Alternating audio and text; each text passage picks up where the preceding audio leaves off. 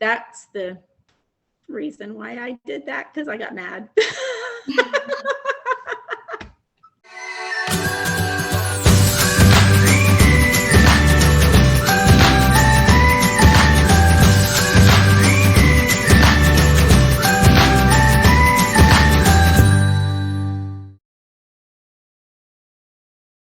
Okay, my name is Jody Cacko.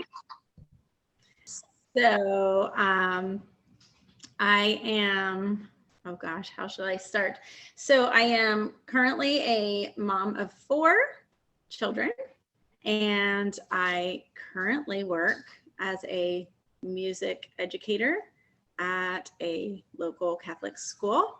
I have been doing that for 10 years. I have been a mom for 19 years. When my kiddos were little, I was a sign language interpreter, and I worked for 5 years as a government employee on Patuxent River Naval Air Station as a staff interpreter there. And for 5 years prior to that, I worked as a freelance interpreter, which I actually still do from time to time as the need arises. And prior to that, I taught in Charles County Public Schools as a deaf educator. And I'm working backwards, I know. I don't know how conventional that is, but prior to that, I went to school and grew up in Pennsylvania. So I went to school there, got my degrees in elementary education and deaf education, and I interpreted my way through college. That's how I made my money, by interpreting and also waitressing. And when I graduated, that's when we moved to Southern Maryland and started all of my many careers, because I've changed careers now 3 times. So my degrees are in elementary education and deaf education with a minor in foreign language instruction with a concentration on Spanish. Right.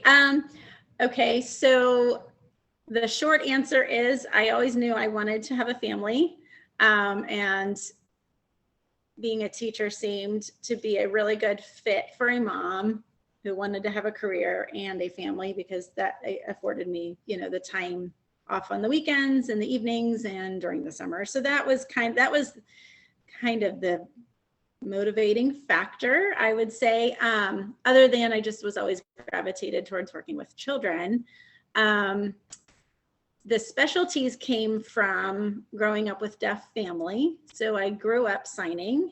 So it was a natural, kind of an easy, like, oh, I already know how to sign. Why don't I teach deaf students? So that was kind of an easy transition, or an easy go-to for me. But I did go ahead and get my elementary certification, just because there aren't very many deaf ed jobs to be had, and I didn't know where I would end up. And it didn't take me any longer really to add that certification. Now, the more interesting story is why I got a concentration in Spanish. And that was because, now don't tell my children, but I didn't do well in Spanish in high school. I did not get good grades in Spanish. And it wasn't for lack of trying. I really tried, and I could not do it. And it made me really mad. So when I went to college, I was determined to at least learn something in Spanish. And then once I got in college, I just dove right in. And the key was really studying abroad. That was really the only way I was able to learn it. It did not come easily for me. So that's the reason why I did that, because I got mad.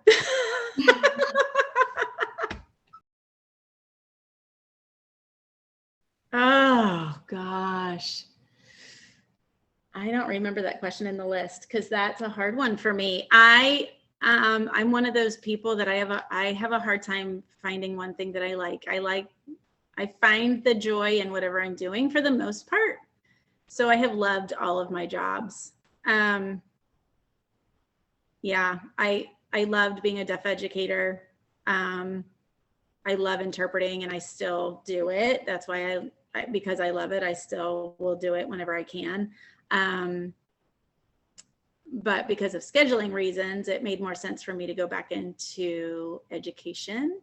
And because I love music and I have a background in music, I was able to do that. And that really is a great fit for me as a mom with 4 kids, to be a music educator. So I love that as well. I don't think I can tell you one thing or the other. Okay. Yeah, that's probably easy, a little bit easier. So as a deaf educator and a teacher now, even though I'm not teaching deaf students, I love that work. I love working with kids, and I love the aha moment whenever the kids get something that we've been working on for a while and their light bulb movement. That is really awesome to witness. I love being able to just try to bring out the best in those little people, because, you know, God made everybody. And one of my favorite things to tell the kids, you know, whenever they start getting down on themselves or down on somebody else is, does God make mistakes? He does not make mistakes. And so you are not a mistake, and nobody else is either. And that's how that's how we love each other, is because we're all God's work. So that's a really palpable moment when I have those moments with those kids. It's so meaningful. And I love walking away from that and seeing the kids come away with that. So that part of education is awesome. And also little people are amazing, that when you're having a bad day, they just give you a hug and everything is better. So I love that part of my job. Being an interpreter is, I don't know, it's amazing just to be able to help bridge the gap between people and their cultures and their worlds. And I don't take that lightly. So I really love that challenge of trying to bring people together who otherwise wouldn't be able to. So I guess it's all people oriented. I love all of my jobs because of that. Oh, patience. Yeah, and stamina. Sometimes it's stamina, and that's for both interpreting and for education. Both of those require a lot of stamina. So even on my bad days, like I can't stop. I don't have the option with either of those positions. Like you have to keep going no matter what. And that's the blessing really in the end, even though that's probably the hardest part. I would say that interpreting doesn't require so much patience. Mm-hmm. I mean, other than, you know, if you get put in a situation, the thing about interpreting is you can be put in situations that you might otherwise never find yourself in. It's not something you would choose maybe to put yourself in those positions or situations, or maybe not even have the opportunity to, whether it's good or bad. As an interpreter, you go where you're called to go. So it's not so much patience as much as maybe just an understanding of the situation and the people, because people can be hard sometimes, and that's okay. So it's not so much patience as just a different kind of interaction with people. Now with little people and 30 of them in a room, patience is the go-to word there. Gosh, some other rewarding moments. Oh, I know I'm always looking for that aha moment. I'm always looking for, or I just get so excited when the kids come and tell me, you know, that they remember something that we've done in the past, and how, or I'll even get sometimes parents who send me videos of their kids like singing a song that we've learned. And, you know, over the summer, that happened this summer. And it's so awesome. So I always am trying to find really meaningful Jesus songs, you know, things that they can carry in their heart, because I do know how music can kind of get infused in you as a little person. And so when they leave me and they still are thinking of those songs, they're not thinking of me. They shouldn't be thinking of me. But if they're thinking of those songs, I want them to have songs that point them in the right direction and let them know, all those things that Jesus wants us to know. So music is a great way to do that. And so when I see or get those videos from a parent, like, is this a song you taught my kid? They're singing it and it's 3 months later. And I'm like, yes, that's so awesome.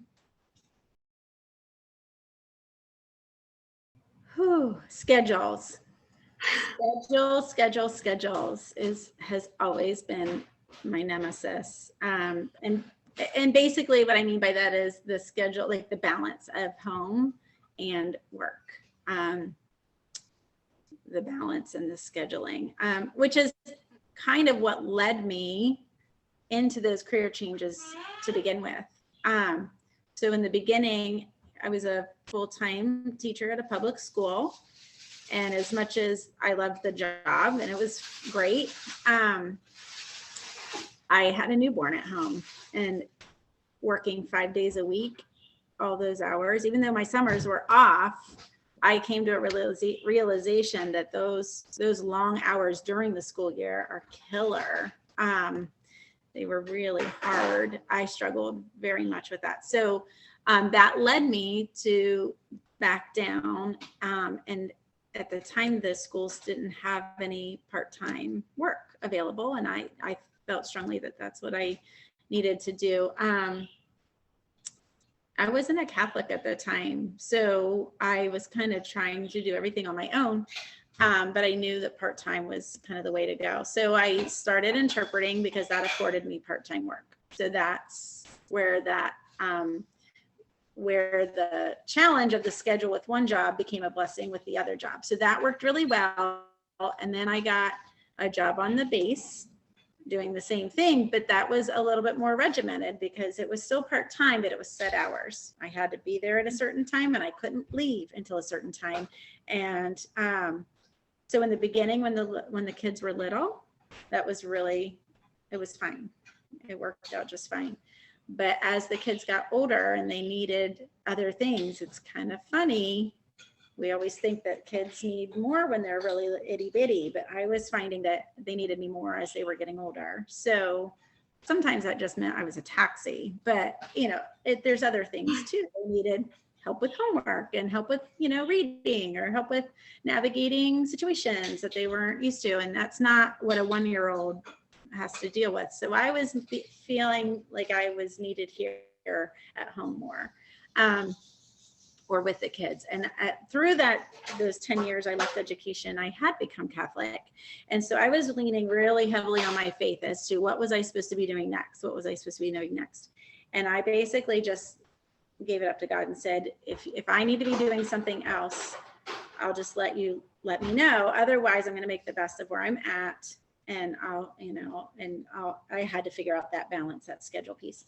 Well, don't you know, like, boom. The principal at the school where my kids were going said, we have an opening and it's a part-time opening. And it was music, which is what I loved.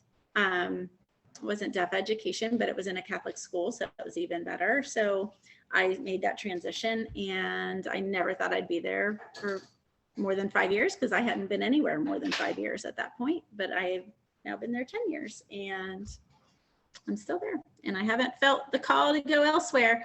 So the schedule and the balance has always been a struggle. Now teaching still presents that, even though my schedule is much better. It's with the kids. I'm with the kids when they're home. I'm with the kids when they're at school. The scheduling piece, that has kind of gone away. Work-life balance is still a struggle though, because if you know any teachers, you know that they always bring work home.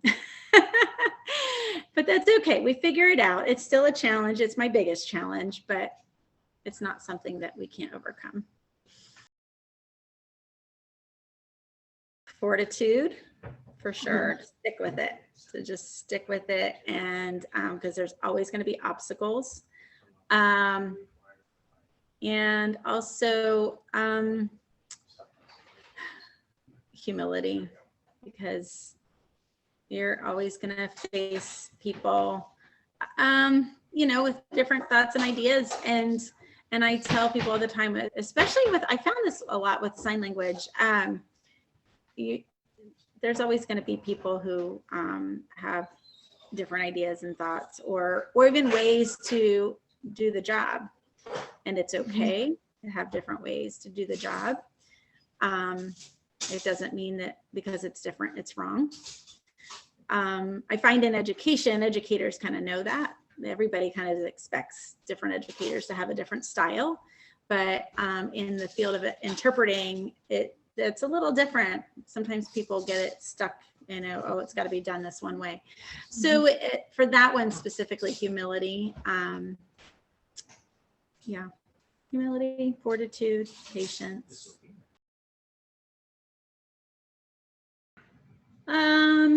Gosh, so interpreting, I mean, the thing with interpreting is that's a job that you can't take your kids to, right? So it definitely affected my family in that I was working when I was at work and I was at home when I was at home, and never did the two come together, basically. And that can be a good thing, to be able to be back home and focus. So that was a good part about that, as far as how that affected my family. The long hours away was what affected me being able to help them out. So being a teacher, how that affects my family, it's kind of cool because I get to see my kids all day, every day. The good thing is I get to see them. The bad thing is I get to see them every day, all day. But you know what I mean? Like there's no division. So me as a professional, that can be a challenge. And so it can kind of affect a little bit. But I think that my kids have been amazing, and it's not been hard for them. They're very good. They see me at school and they give me a hug, and then they're on their way. The concern always is, how will our children act if you have to take them to work with you? Can you still get your work done? Because, are the kids, wanting your attention? And my kids have been amazing in that I'm still mom, but they know when I'm at work, I'm also Mrs. Cacko. And so they respect that boundary. And so it's been actually a non-issue, really. It's been great. They still give me hugs, and I'm shocked sometimes when they're in middle school and they still come up and give me a hug in the halls. I know. We've often talked about that, but it's turned out that they avoid calling me anything. They kind of just raise their hand and they don't really call out anything. I've joked with them that they could get away with calling me Mrs. Mom instead of Mrs. Cacko. But none of them have taken me up on that yet. So I think the even funnier part is they'll call me Mom, even not in the classroom. Outside they'll say Mom, Mom, Mom, but they usually don't get my attention until they do call me Mrs. Cacko. Because I guess I've learned to tune some of that out. But I've never made it that they had to call me Mrs. Cacko, but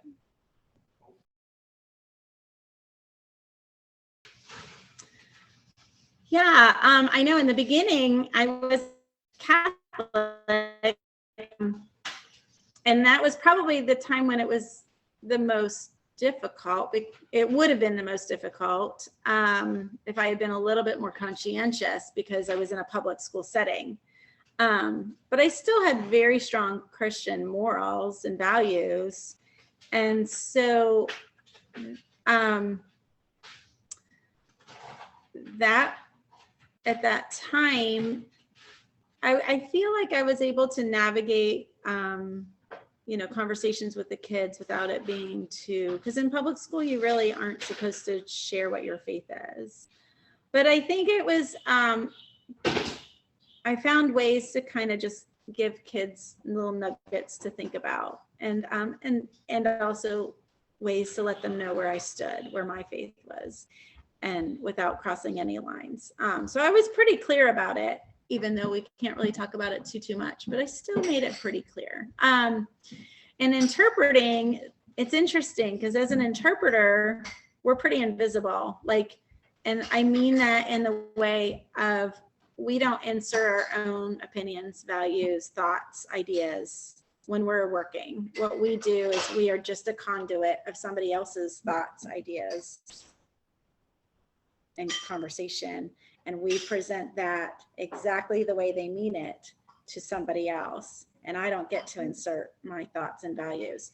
So the hardest part sometimes is if I'm interpreting something that I clearly disagree with, I can't let on that I do, because I'm trying to invoke what that person's thoughts and feelings are, so the other person can have an authentic reaction to the other person. I shouldn't be somebody that influences that conversation in any way.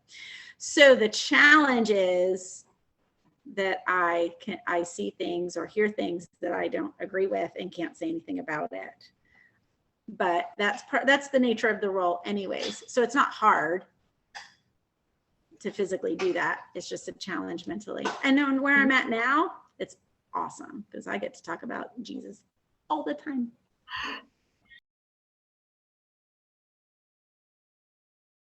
Sure. So in these careers, definitely find some proximity. If it's something that you are interested in, either interpreting or education, spend some time with somebody who does those things, because it's definitely one of those jobs that you can get into all of your training and all your coursework and all of your studies before you actually get into it.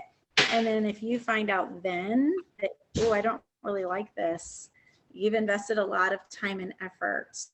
So, and for both of these careers, it's not always provided to you to spend a lot of time doing these things up front. So I would encourage anybody to spend some proximity, get close to some people, ask to shadow, ask to spend some time with them wherever they work, if at all possible. That would definitely be very helpful. I know lots of people I went to school with who got their degree in education, and they didn't realize until student teaching, which is the very last thing you do, that education was not for them. Now, the beauty is with an education degree, you can do lots of things. You don't have to just be a classroom teacher, but and that might be the other thing. I'll look at what you're most interested in, find out if that's something that, think about if you're talented at that, if that's something that really excites you, and then figure out what's the course of action to get there, what's the end goal, and then is it really narrow? Is it so narrow that if this one job doesn't work out, am I stuck with this degree that I can't do, or this training? It doesn't even have to be a degree, but some kind of training. Am I stuck doing this one thing that I don't like? Or can I do other things with the studies and the learning that I've taken or have done? And that is the one thing I felt very fortunate with my studies. I can do a lot of different things. I'm just lucky that I really love deaf ed and signing and teaching music.